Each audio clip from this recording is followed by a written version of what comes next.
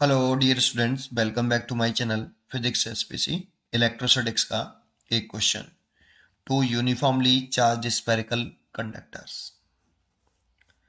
A and B of radii 5 millimetre और 10 millimetre are separated by distance 2 centimetre.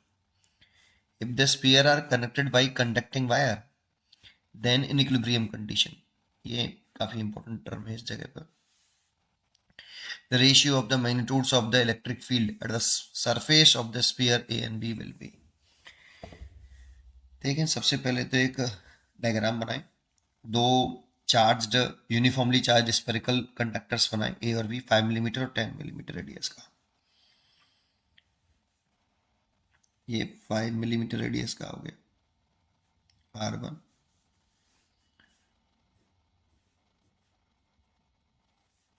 R1 is equal to 5 millimetre charge है। और एक और बना ले हम,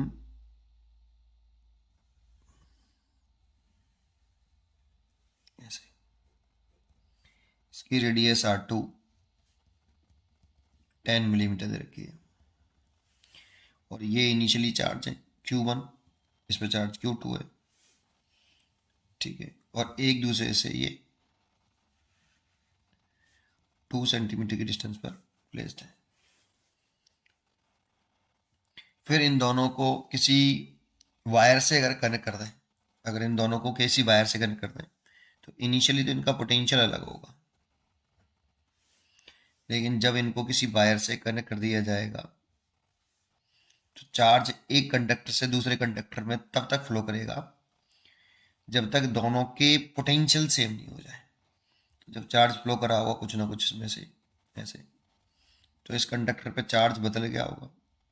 तो मान लो कैपिटल Q1 हो गया, आफ्टर फ्लोइंग कितना बचा, इस पे Q1 बचा, इस पे Q2, और पोटेंशियल दोनों के सेम हो गए होंगे। अब इसमें इंपॉर्टेंट ये है कि हमें ऐसा लगता है कि इसके सरफेस पे इलेक्ट्रिक फील्ड पूछ रहा है, तो एक इस चार्ज के इस इलेक्ट्रिक फील्ड, एक इस चार्ज के इस इलेक्ट्रिक फील्ड, दोनों के इस electric field, total electric field निकालेंगे पहले। पर ऐसा नहीं करेंगे, क्यों? क्योंकि यहाँ पे कह रहा है देन इन इक्विलिब्रियम कंडीशन। इसका मतलब इस पर लगने वाला नेट फोर्स 0 है, ये इस पर कोई फोर्स नहीं लगा रहा, इक्विलिब्रियम कंडीशन में है। ये इस पे कोई फोर्स नहीं लगा रहा, ये इस पे कोई फोर्स नहीं लगा रहा। दैट मीन्स ये इसके इलेक्ट्रिक फील्ड में नहीं है और ये इसके इलेक्ट्रिक फील्ड में नहीं है। भाई इस पर फोर्स का लगेगा जब ये वाला इसके इलेक्ट्रिक फील्ड में हो।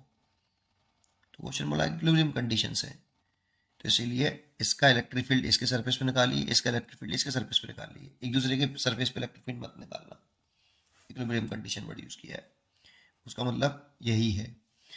चलिए, अब पहले इनके पोटेंशियल सेम हो गए, तो इसका इसका पोटेंशियल हमें इक्वल दे रखा है, तो V सेम है for both sphere after connecting, ये after connecting the wire, connecting the conducting wire.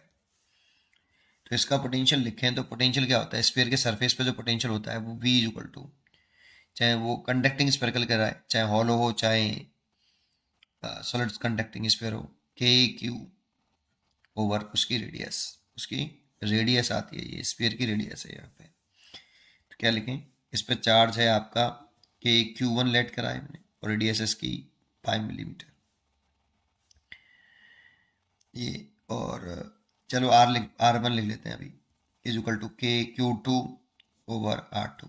कैसे, तो K कैंसिल, यहाँ से Q1 Q2 का रेशियो निकाल लेते हैं, Q1 Q2 is equal to R1 ratio R2।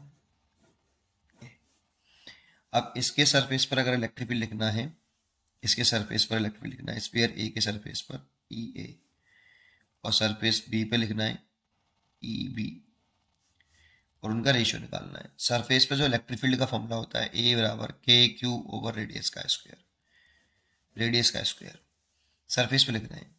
तो कितना लिखें, K 400 Q1 है, रेडियस R1 है, उसका square upon KQ2 over radius R2 का स्क्वायर। के तो कैंसिल, यहाँ लिख सकते हैं EA upon EB is equal to Q1 upon Q2 multiplied by R2 upon R1 पूरे का होल स्क्वायर। Q1 Q2 की जगह पे पुट कर सकते हैं हम R1 अपॉन R2, और ये R2 अपॉन R1, इस पूरे होल स्क्वायर से ये कट गया देखो। तो ये upon EB is equal to R2 upon R1। R2 10 millimetre दे रखा है और ये 5 मिलीमीटर दे रखा है, मिलीमीटर से मिलीमीटर कैंसिल एंड 2:1। इसका answer B is correct, B is correct. उम्मीद करता हूँ कि आपको ये क्वेश्चन जरूर समझ में आया होगा। पढ़ते रहिए और खुश रहिए।